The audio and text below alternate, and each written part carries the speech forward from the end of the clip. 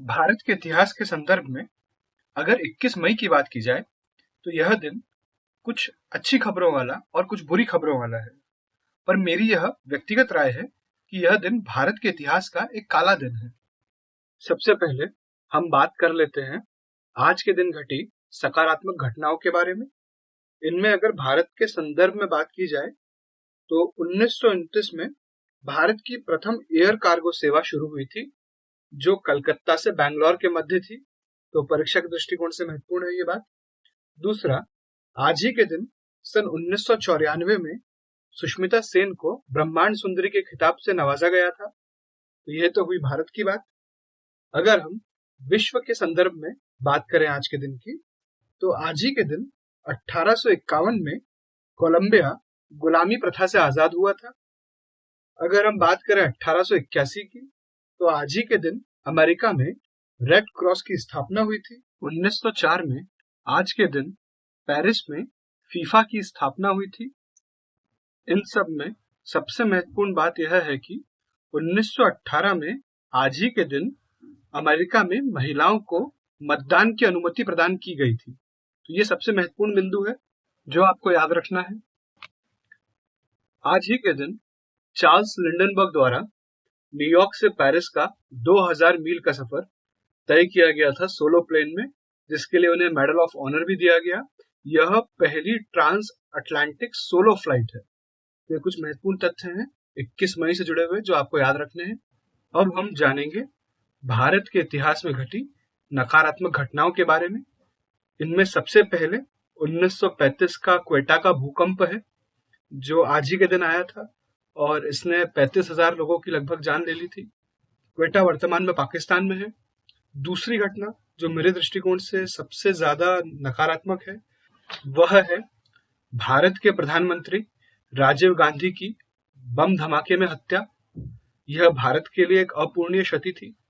अगर हम राजीव गांधी के संबंध में बात करें तो वह 40 वर्ष की उम्र में भारत के प्रधानमंत्री बने थे। वे भारत के सबसे कम उम्र के प्रधानमंत्री थे। तो आपसे परीक्षा में सवाल पूछा जाए कि भारत के सबसे कम उम्र के प्रधानमंत्री कौन थे, तो आपको ध्यान रखना है वे राजीव गांधी थे। राजीव गांधी द्वारा भारत के विकास में कुछ महत्वपूर्ण कदम उठाए गए। इनमें से 5 कदम बहुत महत्वपूर्ण हैं। सबसे पहले अगर बात की जाए तो राजीव गांधी द्वारा सूचना क्रांति के क्षेत्र में बहुत काम किया गया। इनके द्वारा 1984 में centre for development of telematics की स्थापना की गई। इसी तारतम्य में आगे जो हम भारत में पीसीओ क्रांति देखते हैं, पब्लिक कॉलिंग बूथ्स की। राजीव गांधी का दूसरा महत्वपूर्ण कदम कंप्यूटर क्रांति था। इन्होंने इंडस्ट्रियलाइजेशन में कंप्यूटर के उपयोग को बढ़ावा दिया। तीसरा कदम इनके द्वारा मतदान की उम्र 21 वर्ष से घटाकर 18 वर्ष कर दी गई।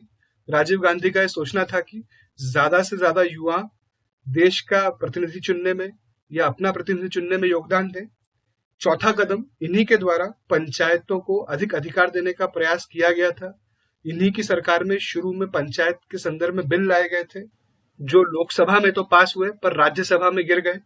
इनके द्वारा पांचवा महत्वपूर्ण कदम है एनपीए का, नेशनल पॉलिसी ऑन एजुकेशन का, जो 1986 में लागू की गई, जिसके परिणाम स्वरूप हम जवाहर नवोदय विद्यालय देखते हैं। जैसा कि मैंने आपको पहले ही कहा, 21 मई के दिन को मैं भारतीय इतिहास का अच्छा दिन नहीं मानता, मैं इसे एक काला दिन मानता हूं। आज ही के दिन भारतीय वायुसेना के पायलट अभिनव चौधरी ने मिग विमान उड़ाते हुए अपनी जान गंवा दी। विमान में किसी तकनीकी खराबी आने के कारण उन्होंने विमान से इजेक्ट किया और इस दौरान उनकी गर्दन टूट गई और उनकी मृत्यु हो गई। यह क्रैश पंजाब के मोगा में हुआ है और यह इस साल का तीसरा मिग क्रैश है। इससे पूर्व मिग क्रैश राजस्थान और ग्वालियर में हुआ था, जिसने 2 पायलटों की जान ली थी। अगर आधिकारिक आंकड़ों की बात की जाए जो इंडियन एक्सप्रेस में प्रकाशित हुए हैं, तो अभी तक 170 पायलटों की जान मिग विमान ले चुका है। भारत और यूएसएसआर के मध्य 1961 में मिग विमान खरीदने का समझौता हुआ था और इसी समझौते के तहत 1964 में 21 मिग विमान भारतीय वायुसेना का हिस्सा बने थे। मिग का फुल फॉर्म मिकोयान कुरेविच है और यह अब रशिया में इस्तेमाल नहीं किया जाता। तो यह आपको ध्यान रखना है, यह रशिया में इस्तेमाल नहीं किया जाता।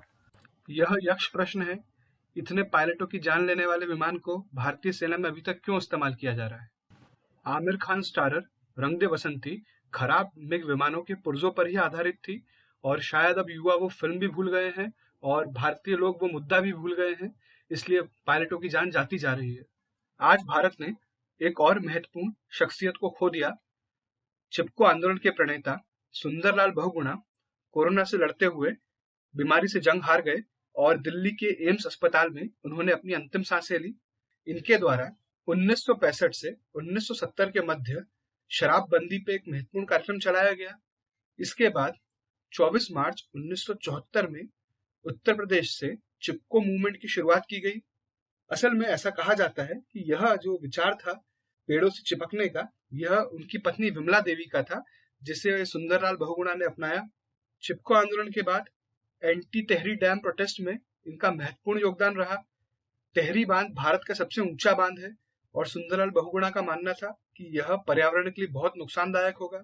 पर्यावरण के प्रति इनके योगदान को देखते हुए भारत सरकार ने 1981 में इन्हें पद्मश्री से नवाजा और 2009 में इन्हें पद्म भूषण से पुरस्कृत किया गया।